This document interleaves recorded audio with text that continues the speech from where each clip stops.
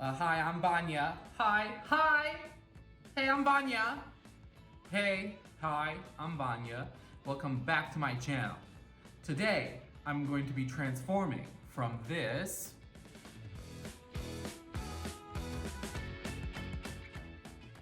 to this.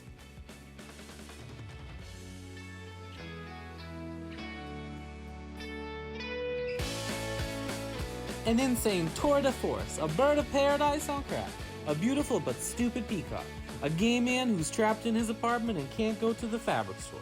All of those things and more. That's what's in store. So stick around. Please watch the video all the way through. Please.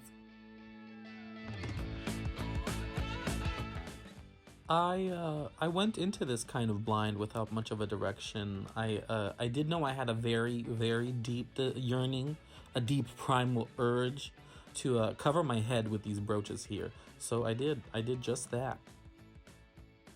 I started by using copper wire to connect the brooches into a shape that I felt would flatter my giant baby egg head.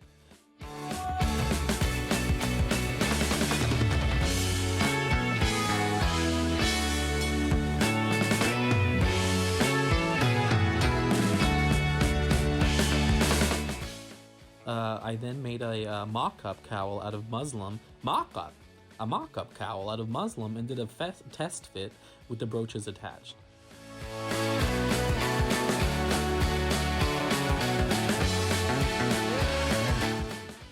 I then proceeded with the cowl in the final fabric, which is an all-over sequin teal fabric that I'm lining with a teal poly satin.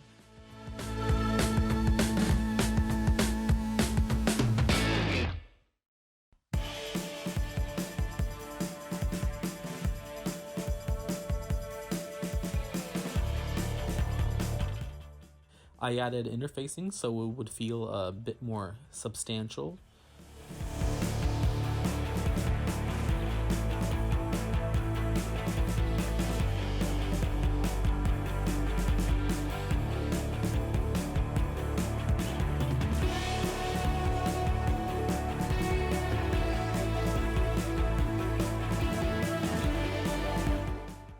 I finished the cowl itself off by adding eyelets at the back opening, allowing for a tie closure.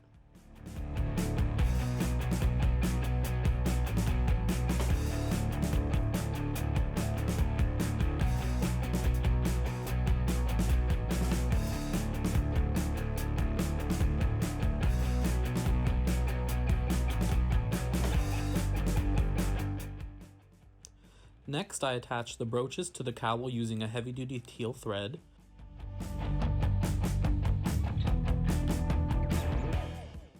I also added a pink ribbon to the back.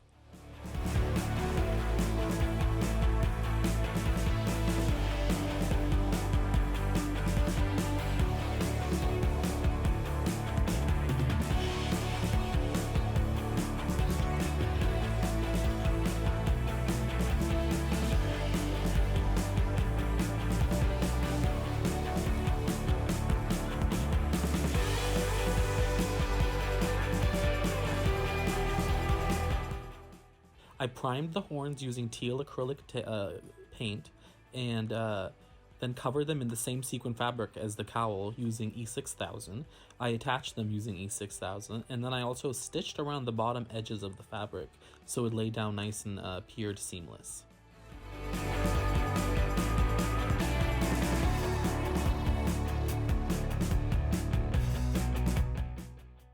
I felt the headpiece was lacking something at this stage, so I added a neck ruff at the neck in the same sequin fabric and lined it with the satin teal.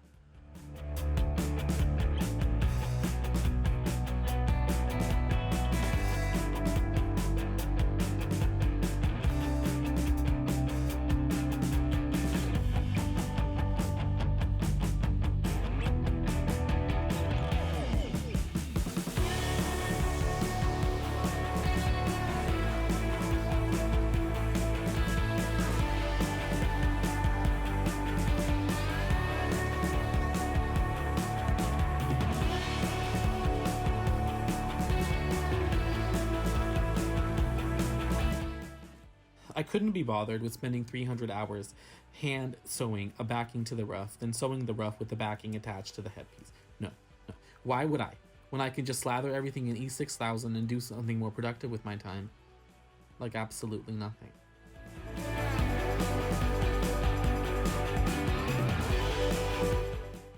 I had these pink feathers lying around, and I attached those to the crown portion of the headpiece. I felt it was quite becoming, to be honest with you.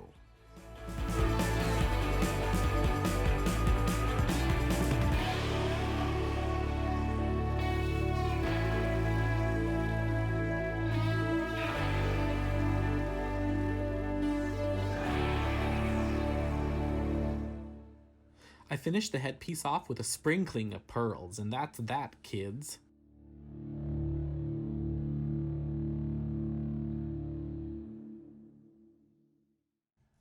I don't even know what to call this. I've been racking my mind for a way to describe this look or what it even is, and I honestly couldn't tell you, and I'm okay with that.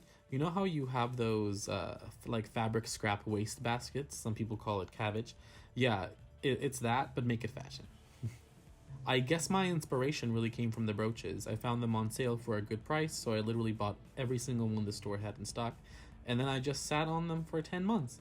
I didn't know what to do, ignoring the yearning in the pits of my soul telling me to put them on my face, put them all on my face.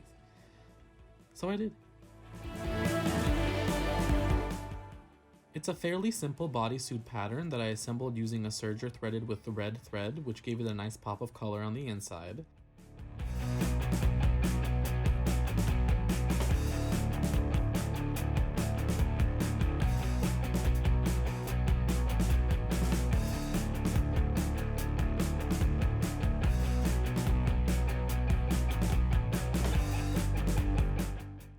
With the fabric of the bodysuit, again, it was really about feeling. I just felt the headpiece should sit across a clean, neutral background, and I felt the most neutral thing in the world is a clear blue sky. It is my beige.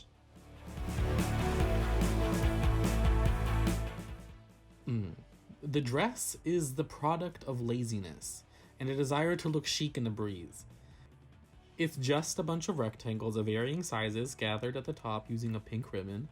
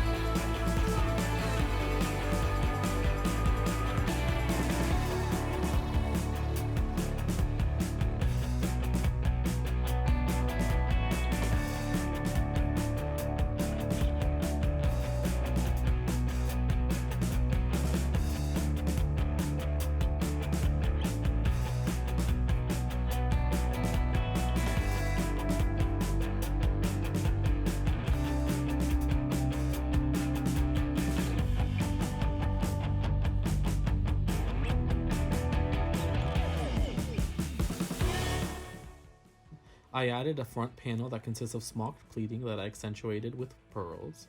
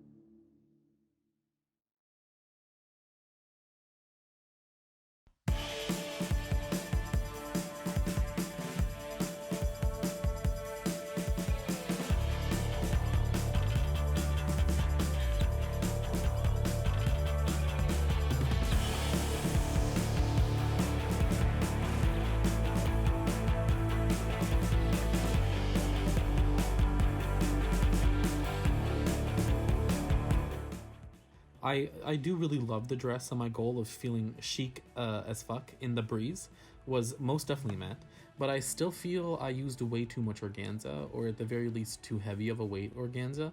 Next time I make this dress, because my desire to feel chic in the breeze will never be satiated, I'll use a organza of a lower weight. I feel that way it'll still get the volume I want without the thickness at the gathering points. On to the gloves!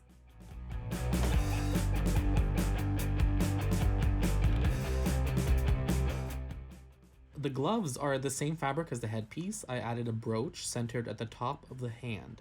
I adorned the gloves with pink glitter nails and a smattering of feathers.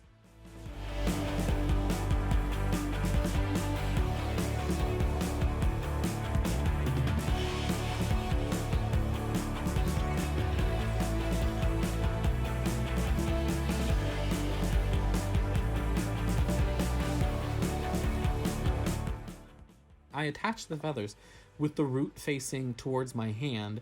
This way, when the gloves are worn, the feathers fall out away from the body. Because they're stiff, they will stand out away from the body.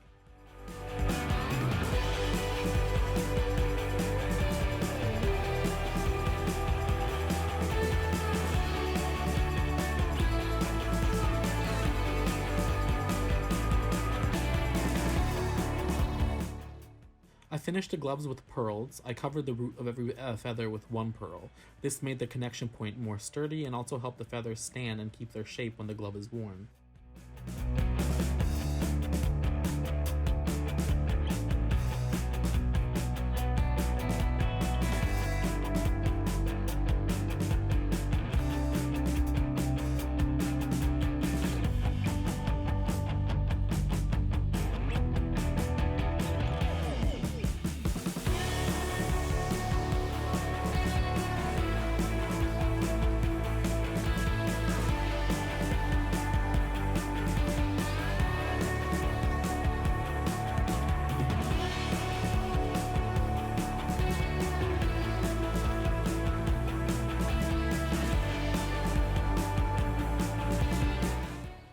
I absolutely love the gloves, and they actually are my favorite part of this entire look.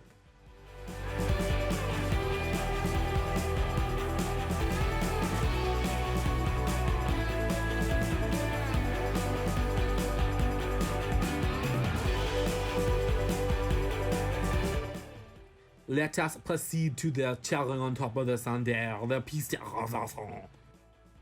I started by covering my eyebrows using Prozaid, which is a medical grade adhesive. I sweat a lot, and I found that nothing else really works as well for me. I set it using Ben Nye translucent powder. I did 2 layers here of the Prozaid, but that's only because I'm insane, and I could probably get away with just one, especially since I wore this to do absolutely nothing in my living room.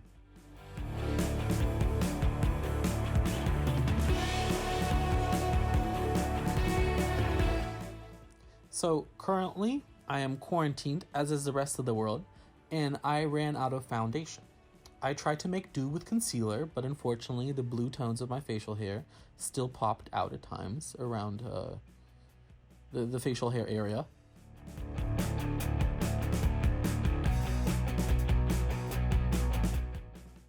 I used a metallic teal Milano eyeshadow crayon to mark out the eye shape, then blew it out using Sugar Pill's taco eyeshadow around the edges. I went in with Anastasia Beverly Hills glitter adhesive on the center of my eyelid and went over that with NYX glitter in a beautiful teal color. It really made it poop.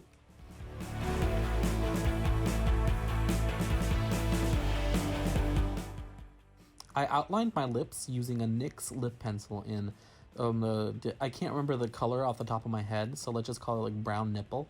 So I went in with a brown nipple and filled in my entire lip set. I then went in with a hot pink Kat Von D liquid lip veil, which I also can't remember the name of off the top of my head, so let's call this one Cat Anus. I covered Cat Anus using the Anastasia glitter adhesive and some NYX glitter in a similar Cat Anus color.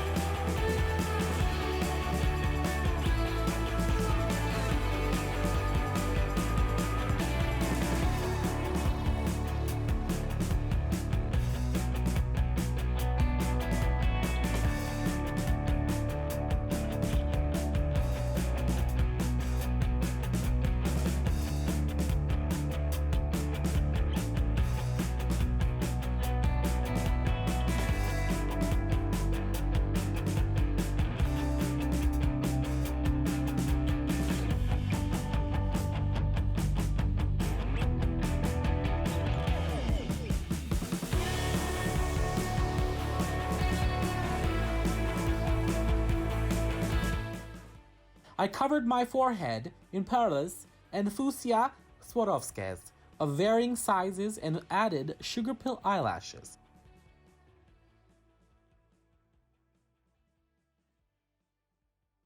And that's for the face, kids. Look how GD pretty I am. I mean, you should write your mother and tell her how pretty I am. Write your entire family. Aunts you haven't heard from in a long time? Contact them. This is very important.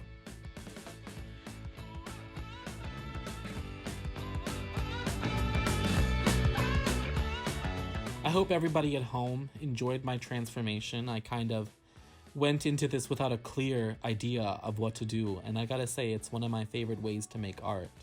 It's fun to just go with your whims and desires, using whatever you have on hand to make something what you feel is beautiful, even if its purpose is nothing more than just to be pointlessly beautiful, and maybe even a little bit or a lot of bit dumb. But yeah, thanks for watching, and stay safe, guys. Bye.